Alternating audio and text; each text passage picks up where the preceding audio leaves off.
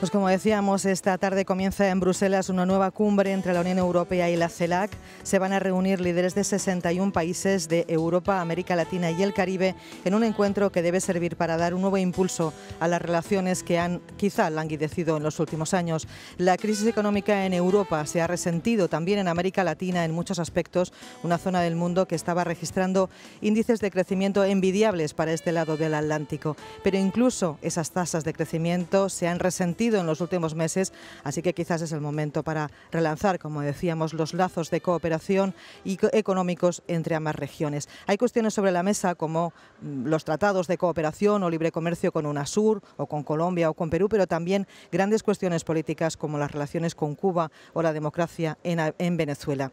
Vamos a tratar de profundizar en esas relaciones en ambas orillas del Atlántico en conversación con varios eurodiputados españoles en Bruselas y, como decíamos, para hacer la cosa quizás un poco más complicada, esperemos que nos escuche Ramón Jáuregui. Muy buenos días. Hola, ¿qué tal? Sí, les escucho muy bien. Buenos días. Perfecto.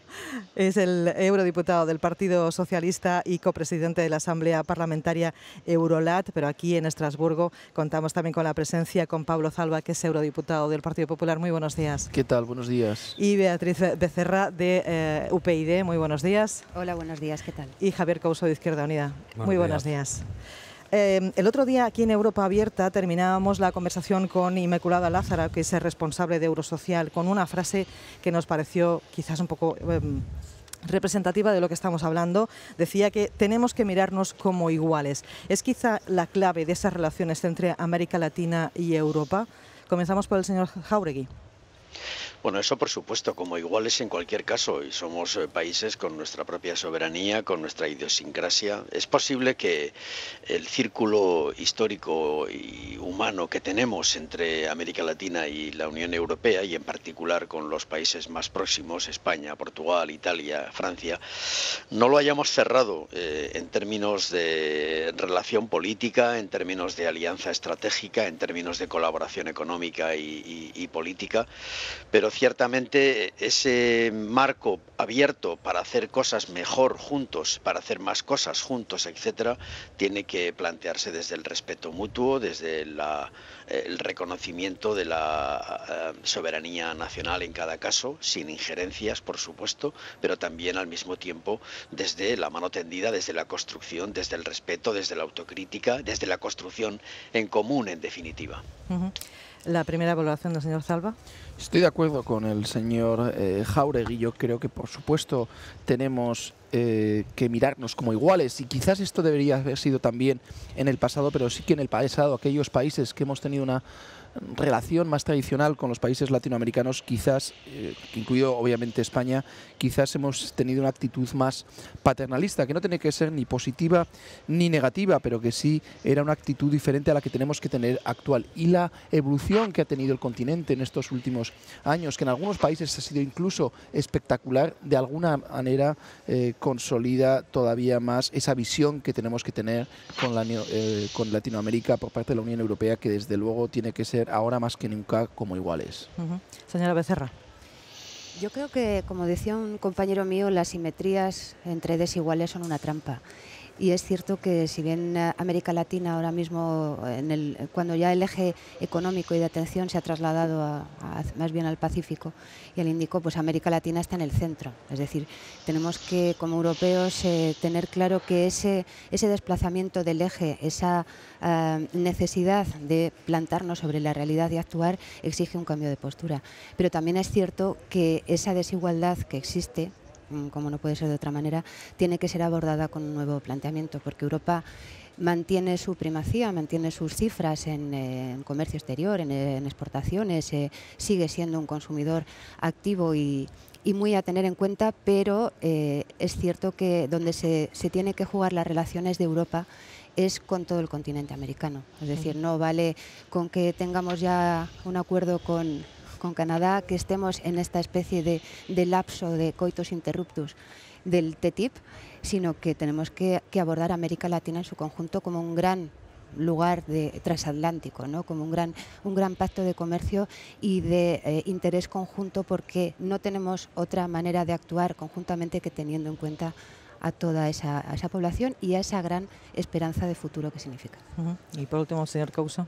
Bueno, yo creo que debe ser así. Lo que pasa es que las declaraciones quedan muy grandilocuentes, el papel y las palabras a veces lo resisten todo, pero para mí sigue existiendo un pozo de superioridad por parte de la Unión Europea hacia la CELAC. Nunca hay que olvidar el nuevo escenario en el cual está América Latina, que surge a partir del rechazo en Mar del Plata del Tratado de Libre Comercio en 2005 y da paso a una reestructuración regional de la cual emanan UNASUR, Petrocaribe y la CELAC, que no hay que olvidar que es un impulso del anterior presidente de Venezuela, Hugo Chávez Frías, a pesar de que nadie quiera decirlo. 33 países, a excepción de Canadá y Estados Unidos. Entonces a mí me gustaría que se dejara, al hablar con América Latina, las lecciones que a veces morales damos con el uso del doble estándar, entre otras cosas, por ejemplo, de los derechos humanos. Ojalá que esas palabras que han dicho mis compañeros fueran reales y no fueran de cara a la galería. Yo lo pongo un poco en duda. Bueno, estamos conmemorando los 30 años de adhesión de España y Portugal a la Unión Europea. Cuando entraron estos dos países se pensó que las relaciones entre Europa y Latinoamérica iban a mejorar sustancialmente. Ha aprovechado América Latina la oportunidad y España ha cumplido ese papel que se esperaba, ahora que ya podemos mirar un poco hacia atrás, por ejemplo, señor Salvo. Bueno, yo creo que evidentemente tras la entrada de España y Portugal en la Unión Europea hace ahora 30 años se han consolidado esas relaciones entre Latinoamérica y la Unión Europea. Ahí están todos los acuerdos, el acuerdo con México, con Chile, con Centroamérica recientemente, con Colombia y Perú y la adhesión de Ecuador también recientemente. Yo creo que esos acuerdos hoy en día serían impensables sin ese liderazgo que ha tenido sobre todo España y en menor medida, pero también importante, Portugal. Yo no concibo esas estrechas relaciones que hoy tiene la Unión Europea y Latinoamérica sin la presencia de España y Portugal. Es verdad que tampoco concibo la Unión Europea sin la presencia de España y Portugal, pero dicho esto, yo creo que se han estrechado los vínculos y que todavía tenemos grandes retos presentes. Está el acuerdo con Cuba, está la modernización de los acuerdos con Chile y México, y está por supuesto también esa gran asignatura pendiente que es el acuerdo con Mercosur. E insisto, sin el liderazgo de España no serían posibles estos vínculos tan estrechos que hoy tenemos ambos continentes. Señor Jauregui, pero de verdad son mejores ahora mismo las relaciones entre la Unión Europea y América Latina que hace unos años, porque quizás en esta cumbre una de las noticias son las ausencias de algunos líderes, más que las presencias. Sí, si las cosas fueran tan bien, estarían casi todos. Sí, bueno, los líderes quizás más notables desde el punto de vista mediático no vienen esta tarde. Yo estoy aquí en Bruselas, quizás debiera de explicároselo a ustedes en parte porque en parte no, porque tengo que intervenir ahora en la cumbre precisamente en nombre de mis compañeros diputados de Latinoamérica y de Europa para trasladarles un mensaje a los presidentes y jefes de Estado.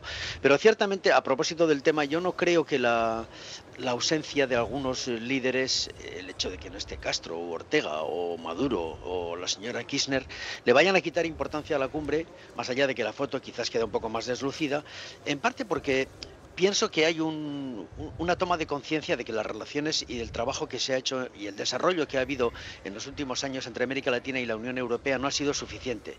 Yo creo que hay una sensación de autocrítica, por lo menos en Europa, yo la tengo y voy a hacerla expresa, porque creo que en los últimos años no se ha producido, insisto, un desarrollo suficiente y otros han ocupado nuestro lugar, porque en esto, como en las leyes físicas, si tú no estás y pierdes pie, pues viene otro y ocupa tu espacio. Y en términos comerciales, económicos, de inversión, obviamente China está en este momento haciendo una inversión de más de 200.000 millones de dólares en América Latina y los países latinoamericanos están negociando con ellos. Incluso, como se ha dicho en parte antes, varios países de la América Latina, concretamente los que miran al Pacífico, México, Colombia, Perú, Chile, están en una alianza, que es una alianza política económica muy importante, mirando más a los negocios con el Oriente, con el Extremo Oriente, con el otro lado del Pacífico. Sin embargo, y acabo, creo que esta cumbre es el portón de un tiempo diferente, y en ese sentido tengo la esperanza de que se tomen decisiones, que se tomen nuevos impulsos a un marco de relaciones y a un desarrollo político, a una alianza estratégica más potente. Sinceramente creo que eso va a ocurrir así. La señora Mogherini ha estado en los últimos 4 meses 3 veces en América Latina, y eso ha sido una muestra potentísima de un cambio de rumbo que falta hace. Señor Jáuregui, vamos a cerrar un poquito el foco porque como representante, como copresidente de Asamblea Euro-Latinoamericana, la noticia o una de las cuestiones que está sobre la mesa es esas discrepancias que hay con los países latinoamericanos a la hora de firmar una declaración conjunta en esa Asamblea Latinoamericana, precisamente por la situación en Venezuela. Los países de América Latina consideran que Europa tiene quizás cierta injerencia en cuestiones internas. ¿Qué puede hacer Europa en ese sentido? Y ahora sí que vamos a tener que hablar un poquito más del debate sobre la cuestión de Venezuela.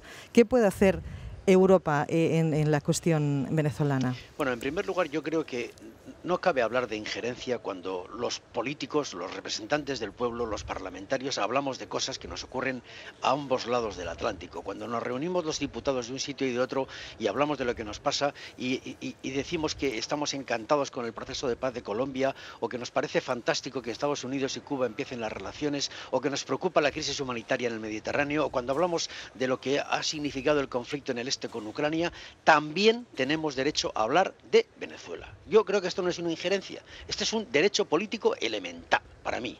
Y por tanto, vamos a borrar esta palabra de la injerencia, porque yo no concibo que los políticos, los parlamentarios, no podamos comentarnos mutuamente. Y de la misma manera que yo he hecho autocrítica a Europa porque no hemos tenido una relación con América Latina, tengo derecho a decir que la alianza estratégica entre Europa y América Latina tiene que basarse en principios democráticos, en respeto a los derechos humanos. Y creo que tenemos derecho a decir, como quisimos decir los europeos, en un manifiesto conjunto, que nos preocupa la evolución política y social de Venezuela. Tenemos todo el derecho a decirlo. Diputados y diputadas no firmamos, también hay que decirlo. Claro, pero permíteme, Javier, lo que quiero decir es que forma parte... Claro. Que forma parte de nuestro derecho y de lo que es, en mi opinión, el debate político de una asamblea como la nuestra, poder expresar en un mismo comunicado la posición latinoamericana, que era esta que se ha reflejado de que no quieren que se hable de Venezuela, y la posición europea que dice que estamos preocupados porque en un país como ese la democracia, que nadie cuestiona, se acabe cerrando y se acabe convirtiendo en dictaduras, y se detiene a directores de periódicos, a los líderes de la oposición, etcétera, etcétera. Esto es lo que yo quise decir. Bueno, yo quiero dar mi opinión. El señor Jáuregui es un gran presidente de Eurolat, lo tengo que decir. Ponderado, deja participar, y yo creo que lo hace de buena fe. Por desgracia, yo pongo esa mancha, tanto cuando nos reunimos en Panamá como bueno, mancha, pero bueno, para usted, para mí, o sea, lo veo que ojalá hubiéramos podido lograr esos comunicados conjuntos. Ahora tenemos lo de una parte y lo de otra, porque para América Latina, para parte sustancial de ellos, es muy importante, porque es que se dicen cosas demasiado gratuitamente, porque hubo una misión de UNASUR liderada por el señor Samper, que no creo que sea de izquierdas, donde se comprobó que había un intento de golpe de Estado. Las pruebas están ahí. El otro día Ramonet, director de Le Monde Diplomatique, decía: yo las he visto, yo también, Javier Couso, las he escuchado las grabaciones. Se iba a bombardear con aviones Tucano, utilizando desde Colombia sedes parlamentarias, etcétera. Un país que ha tenido tantas elecciones, que tiene un revocatorio, que tiene unas próximas elecciones a la vista. Dejemos de apoyar a los golpistas. Era vergonzoso vernos a veces aliados con señores de extrema derecha, de la más derecha extrema de América Latina, para volver a los tiempos anteriores. Aquí hay una, no sé cómo podría decir, una obsesión del Parlamento Europeo y de la Unión Europea con Rusia y con Venezuela. Y en cambio, cuando ahora con Cuba no se habla del tema, señor Couso, porque Estados Unidos yo nos ha marcado... Sí, porque es la segunda vez que nos está diciendo a los diputados, primero, que hacemos declaraciones de cara a la galería, respecto a lo primero que hemos hablado. Me parece muy bien, pero usted es diputado también. Entonces, si unos hablamos de cara a la galería, será que todos, o a ver si unos están en la galería y otros no. Y respecto a esto que está diciendo, y las obsesiones y tal, aquí ha habido una resolución del Parlamento Europeo condenando de manera expresa las violaciones de derechos humanos en Venezuela, que ustedes han votado en contra. Es decir, Me da igual que sea Venezuela. Nosotros hemos votado en contra de la injerencia. No, ustedes han votado en contra de una resolución que condena la violación de los derechos humanos en Venezuela. Es una resolución clarísima en sus términos. Y ustedes han votado en contra de que se respeten los derechos humanos, que la comunidad internacional... Sí. Lea usted la resolución y lo podrá ver. En cualquier caso, de lo que estamos hablando, está todo publicado. Está todo publicado, los ciudadanos pueden leer lo que dice esa resolución. En definitiva, si defendemos como principio máximo en este Parlamento y las instituciones europeas el respeto a los derechos humanos, los defendemos y respetamos en Venezuela, en Colombia, en Cuba y en Paraguay, por ejemplo. Me da lo mismo. Ustedes están a favor de una cosa o de otra. Simplemente yo quiero establecer aquí la responsabilidad del Parlamento Europeo y de Eurolat, y yo personalmente quiero reconocer la determinación de la postura del copresidente, el señor Jáuregui, a la hora de mantener unos principios que son esenciales y que los eurodiputados de manera absolutamente mayoritaria apoyamos.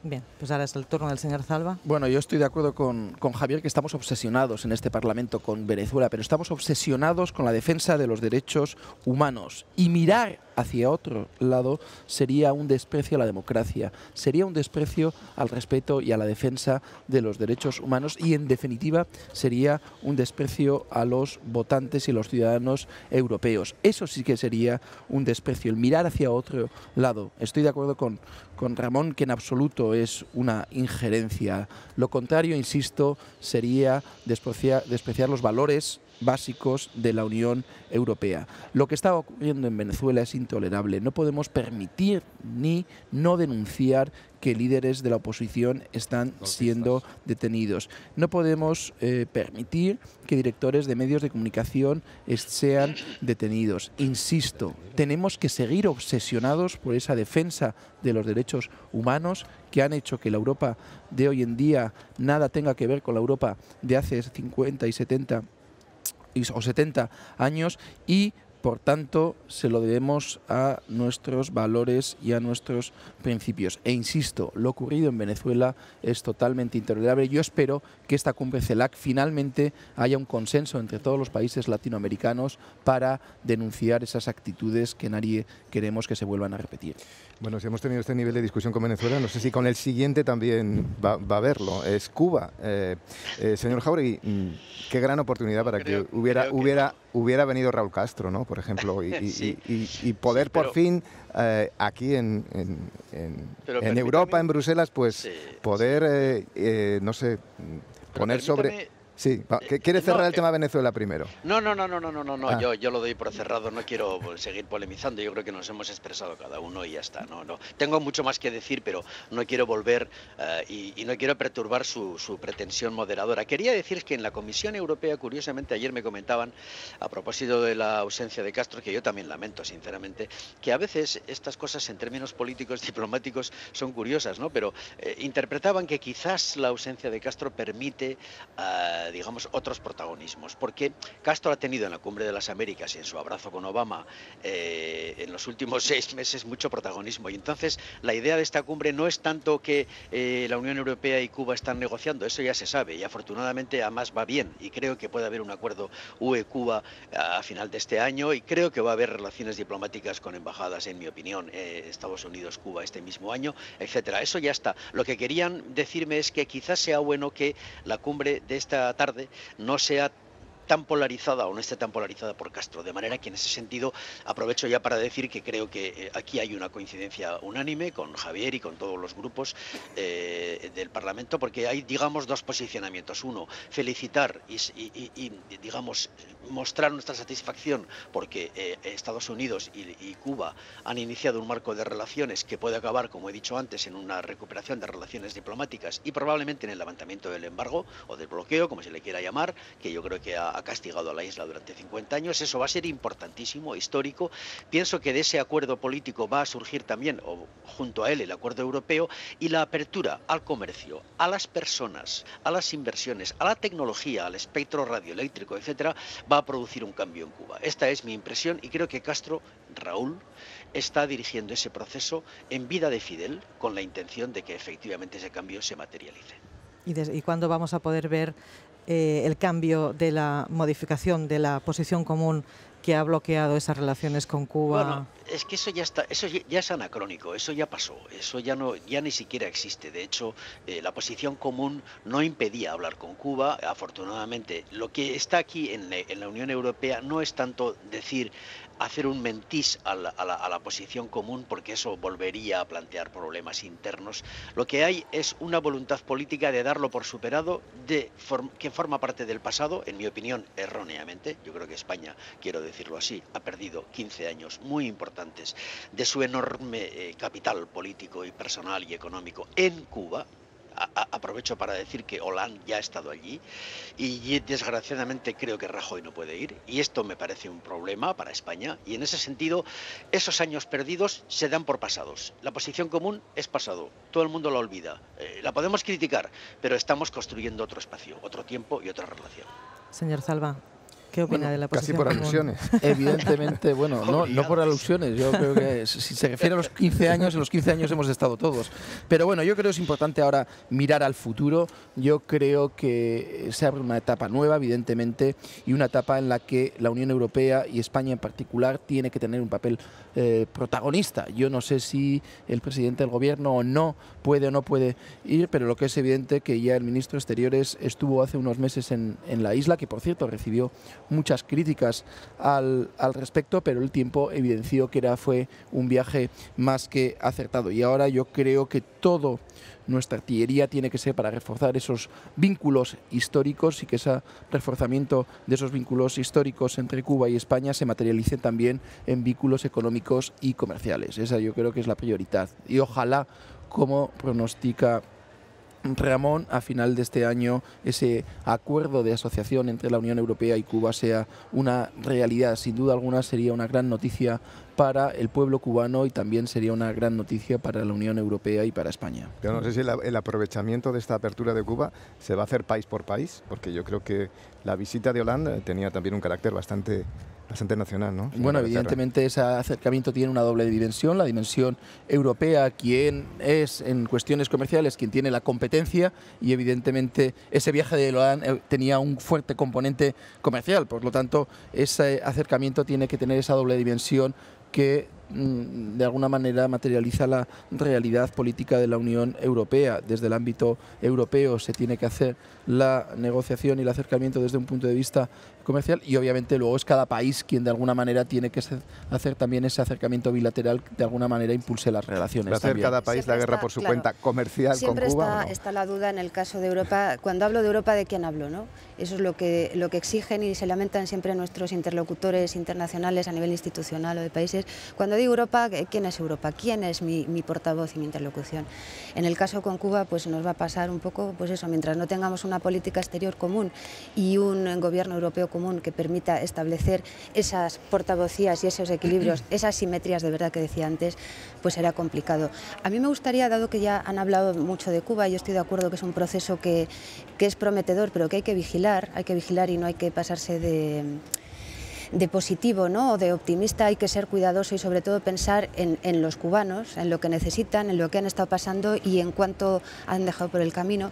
A mí me gustaría hacer una mención a lo que ha dicho el señor Jáuregui respecto a cuánto de protagonismo da estas ausencias dentro de esta cumbre de CELAC. El hecho de que no estén las grandes estrellas de los grandes eventos latinoamericanos ahora mismo hace también que podamos poner el foco en pequeños países que a lo mejor tienen mucho que decirnos, y a mí me gustaría hablar del caso de Paraguay. Y hablo de ello porque precisamente tanto en la agenda de CELAC como en la agenda del Pleno, es uno de los nexos que funcionan entre ambos durante esta semana, está la resolución de urgencia que vamos a llevar a debate y a su aprobación, encarnado en un caso concreto, individual, personalizado, el de la niña de 10 años violada, embarazada y a la que se le ha prohibido abortar en Paraguay.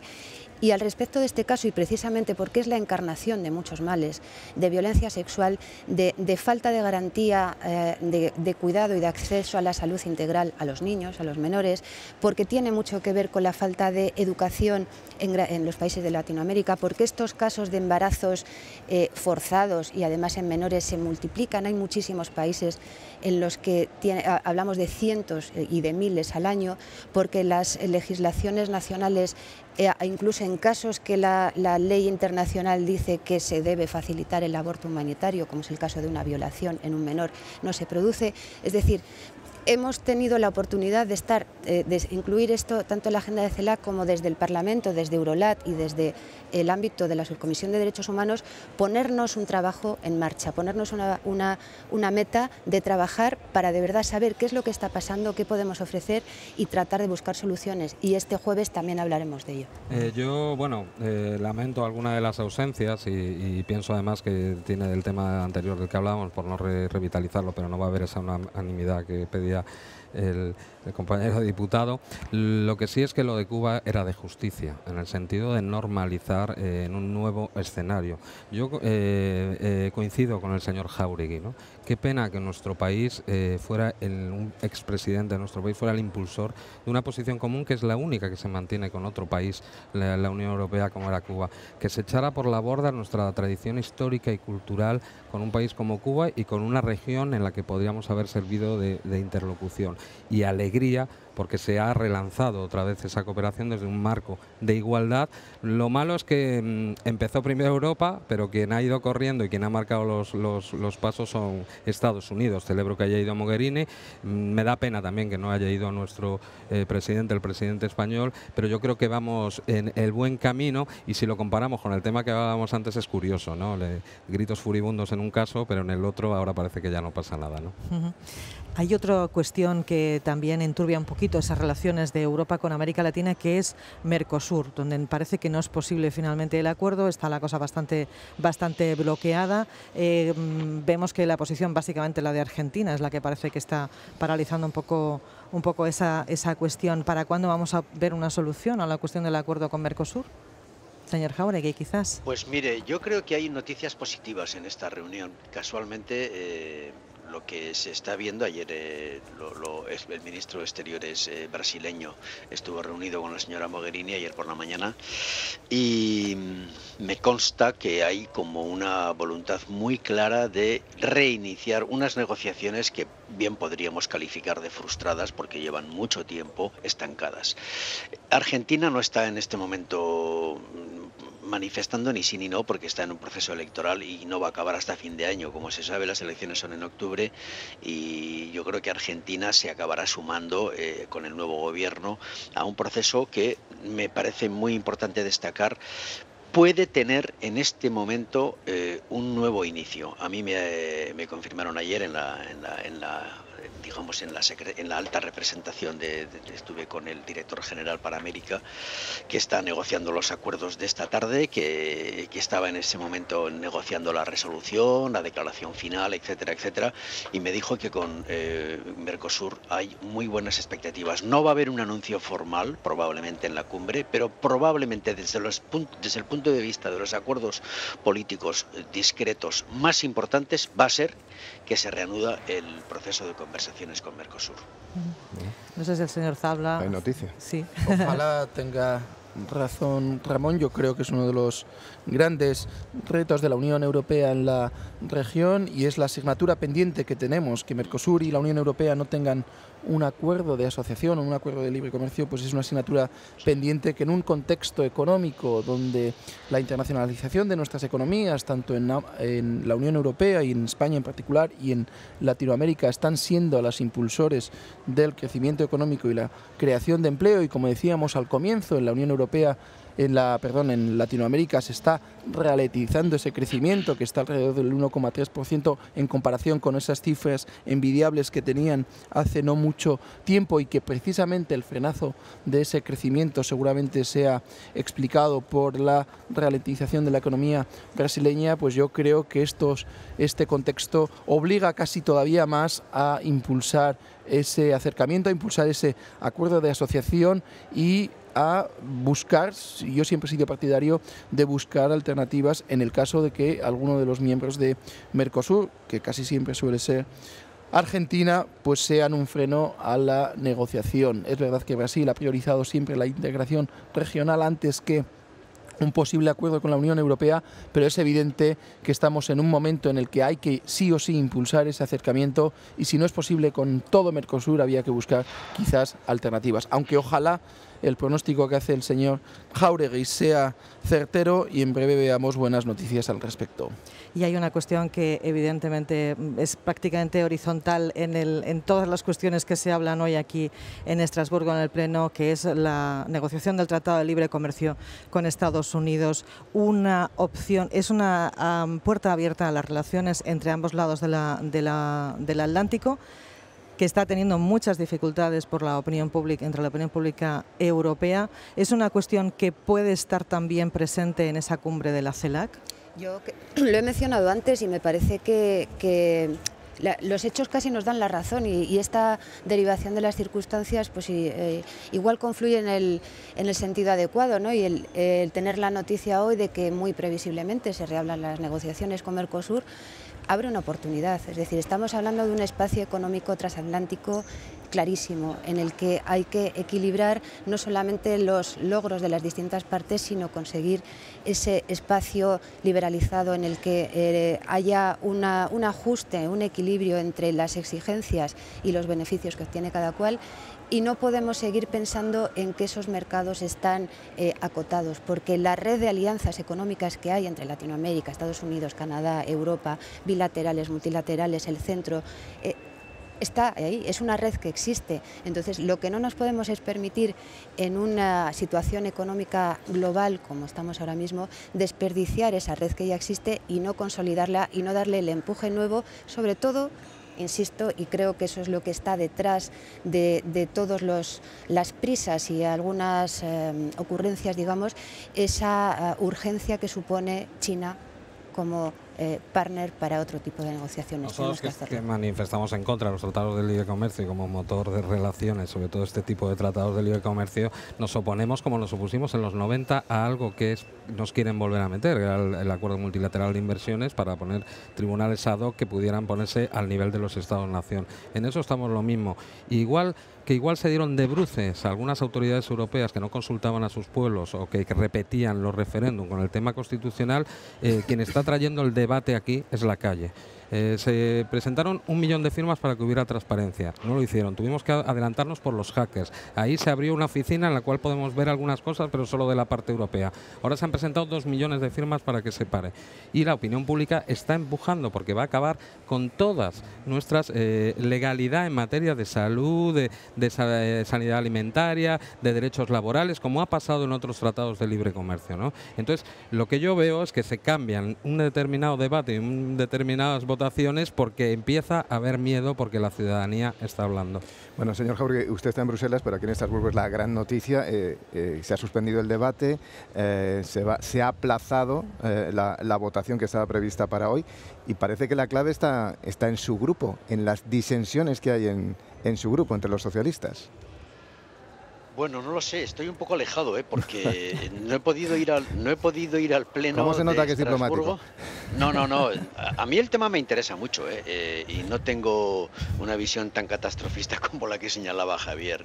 Yo creo que. Pero sí es consciente de que entre los propios socialistas hay diferentes sensibilidades. Sí, porque probablemente el cúmulo de exigencias que establezcamos al nuevo tratado con Estados Unidos tienen, digamos, consecuencias importantes en los hábitats que creas, en el ámbito jurídico, en el ámbito medioambiental, en el ámbito sociolaboral, etcétera. A mí lo único que me preocupa, digamos, son dos variantes. Una, para mí los acuerdos comerciales son necesarios. Desgraciadamente estamos en un mundo en el que la globalización financiera y de mercancías y de personas y de comunicación es absolutamente irreversible, y yo creo que los acuerdos son mejor que los no acuerdos. Esto es en primer lugar. Y en segundo lugar, creo que las condiciones que establezcamos con Estados Unidos van a ser el marco referencial de los acuerdos comerciales del mundo. Esto me parece también muy importante, y en ese sentido el debate pues es un debate abierto. Yo lo que estoy es en una posición favorable a que el acuerdo avance, a que las negociaciones permitan efectivamente un acuerdo que tenga unas condiciones que no vulneren, por así decirlo, nuestro hábitat, nuestra sociedad decente, nuestro nuestro marco jurídico político, etcétera, ¿no? Ahí es donde está el límite, y reconozco, para no extenderme, que en nuestro grupo, en el Grupo Socialista, efectivamente hay división. Y en cierto modo, también usted lo ha dicho, nuestro grupo es clave. Es decir, pasa mucho en la Unión Europea actual. El partido que construye las mayorías es el Partido Socialista. La derecha no puede hacerlo sola, la izquierda es, digamos, la izquierda nuestra, a nosotros no tiene densidad, y yo creo que el Grupo Socialista tiene una responsabilidad histórica para seguir construyendo la Europa que queremos. Y en ese terreno, pues le reconozco, tenemos una serie de diferencias en este punto, porque es un tema muy delicado, muy sensible, muy complejo, aunque espero que haya acuerdo y que sea bueno.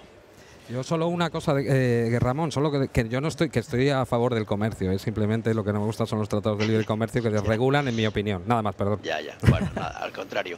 A mí me parece que si vais a terminar, hay algunos mensajes sobre la VCLAC de esta tarde que me parece importante que recalquemos. Digo, no me quiero meter donde no me llaman, pero me parece que algo de lo que va a pasar esta tarde debiéramos de decir también. Si le parece, dejamos que para el final, termine el señor Zalba y luego vamos con usted. Claro, perdón. Bueno, respecto a la resolución que íbamos a votar hoy, que ya había habido un acuerdo bastante amplio, por cierto, en la Comisión de Comercio, en el que, por cierto, también estaban los socialistas. Yo creo que ha sido una pena el que no se produjera esa votación y ese previo debate habitual a las votaciones, pero es verdad que hay una resolución vigente y que mientras no haya una resolución nueva, esa resolución que votamos hace algo más de 2 años sigue vigente, y esa resolución que votamos hace 2 años tiene un apoyo político a esa negociación, y por tanto tampoco es tan dramático que no hayamos votado, y es mejor no votar que votar una resolución negativa. Y luego la dimensión latinoamericana